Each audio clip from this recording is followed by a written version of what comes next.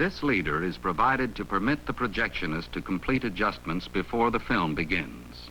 The volume and tone are identical with the soundtrack which follows.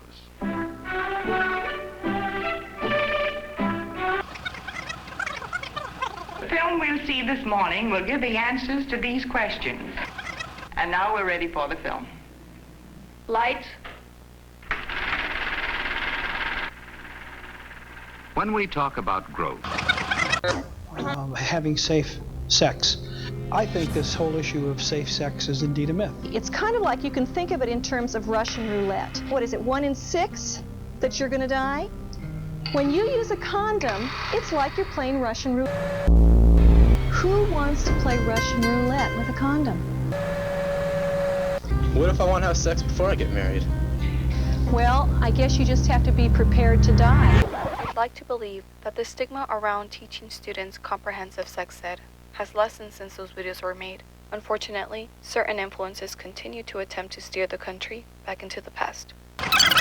No child should be learning about anything sexual from a teacher, period. We believe it discriminates against students that have a biblical faith. And are you not teaching woke? Not teaching woke is a very big factor.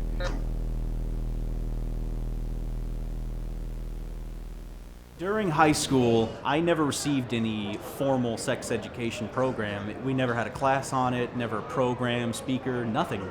All we had was an abstinence program that we were required to go to every year. That's it. That's all we ever got. After dodging protesters distributing some suspicious literature, we went down to the Sexual Wellness Expo to speak with representatives from some of the tabling organizations. I do think sex education should be mandatory in schools, but it's probably not going to happen, unfortunately, due to our state legislatures and our current governor and current rules. When I worked at the Rape Crisis Center, I used to go to high schools, and there was a class that they only taught the pregnant young ladies, right, the pregnant teens, and the teacher was like, you can't really talk about you can't talk about sex, even though none of these girls or these young adults in this class know how they got pregnant. The state leaves it up to the parents, then the parents assume the schools will do it, and there's where you have your problem. Growing up gay in a Texas high school, I didn't have any education at all when it came to how to have sex in general, but then to have sex with a man and be safe about it. As an individual living with HIV and also very healthy, I think that could have been prevented, and then I would have been a perfect model of health.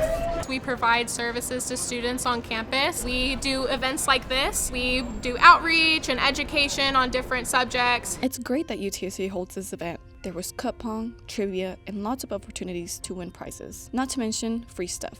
We had lots of fun and left with new knowledge about how our state has let so many students down.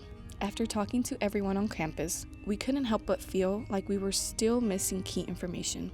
To fill in those gaps, we decided to go to the one person who might be able to help us the most. I think the risks of not providing comprehensive and true sexual health information to teens, adolescents, young adults, I think can really be devastating. I was born to a teen mother, so that's also something that has always kind of sparked an interest in supporting an adolescent population and a teen population. She worked very hard to not be a statistic, so she still built a great life for us and finished her education, supported my education. If a teen does not understand how their body works, if they don't understand how pregnancy occurs, if they don't understand how sexually transmitted infections, are transmitted, the illnesses, the consequences, the things in their bodies that it can do. They make these very uninformed decisions that have lifelong consequences. There's a huge danger to teach abstinence only and not provide any other information. There is power in abstinence and being ready to make decisions, but I think it is important for that to be taught in conjunction with a comprehensive sexual health. I still have grown women who, whether it was part of just their culture or just part of their family, they didn't talk about it. They came from a generation where this is something that's very common, that this just wasn't something that was previously talked about as openly as it is now. I was raised in El Paso, Texas, and attended Catholic schools, so of course, growing up, sex education was non-existent. Adolescents' sexual and reproductive health were not discussed in a meaningful way, and because of that, I honestly wasn't sure how you got pregnant. I think waiting until high school is too late. I think that is a wrong answer. Parents want what is best for their children, and I think they are trying to do that. I think that's really the important thing, is if you do start young, and if it's happening in schools, that it is at least done in a way that children at whatever age you're dealing with can understand. I think that's a dangerous thing when we get into the situation of people who are not experts or who do not have the correct knowledge making policies and instituting that. Absence works. Can you give me a statistic suggesting it works?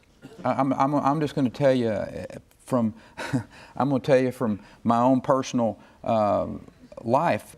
You can call me old-fashioned if you want. As a healthcare provider, and I think most healthcare providers would feel frustration at a lack of comprehensive sexual health curriculums, because we know that when that is lacking, teen pregnancy rates are increased. Sexually transmitted infection rates increase. We see increases in intimate partner violence, dating violence. You know, we see a lack of really choice. Common misperceptions about sexual education in schools is that it is only talking about birth control, that it's only talking about pregnancy. I think people, get worried that that is the sole focus if they're not comfortable with that subject matter. It's important to educate everyone that it is about, we are covering facts. I think it's important for any kind of curriculum to be evidence-based. Talking with Dr. David made one thing clear: Texas students deserve better. Comprehensive, inclusive, and honest education isn't just about preventing pregnancies or STIs. It's about giving young people the tools they need to navigate their lives with confidence, safety, and dignity. Progress might be slow, but it starts with conversations like these, and with a generation willing to demand better.